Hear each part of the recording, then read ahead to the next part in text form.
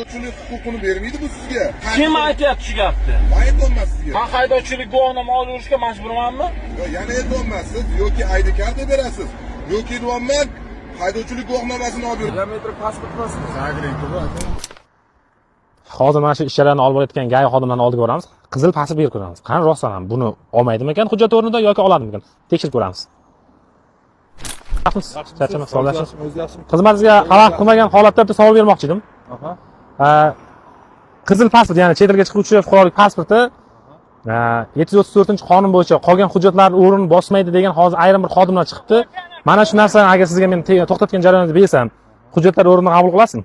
Albatta qabul qilamiz. Ba'zi bir tasdiqlovchi hujjat-ku. shunday. Haydovchilik guvohnomangiz ham chiqadi. Mana. Iloji bo'lsa tekshirib ko'rsatsak shu narsani. Beramiz mana.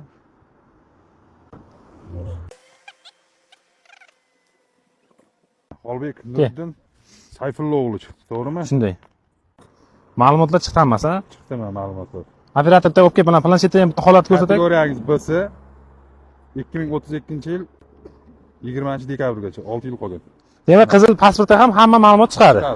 Ba'zi bir xodimlar agar bu o'tmaydi deydigan bo'lsa, bu noqonuniy talab qilgan bo'ladi, to'g'rimi? Rahmat sizga, yaxshi xizmat qiling. Haydovchi guvohnomasigacha. Ko'rib turibsiz do'stlar, mana inspektor xodimimiz o'zi aytayapti, qizil pasportni bemalol bersangiz bo'ladi. Chunki biz terminda zagran degan so'z yo'q. Bu chet elga chiqishni ruxsat beruvchi biometrik pasport. Aka, charchamang, yaxshi bo'lsa, yaxshi xizmat qiling, charchamang.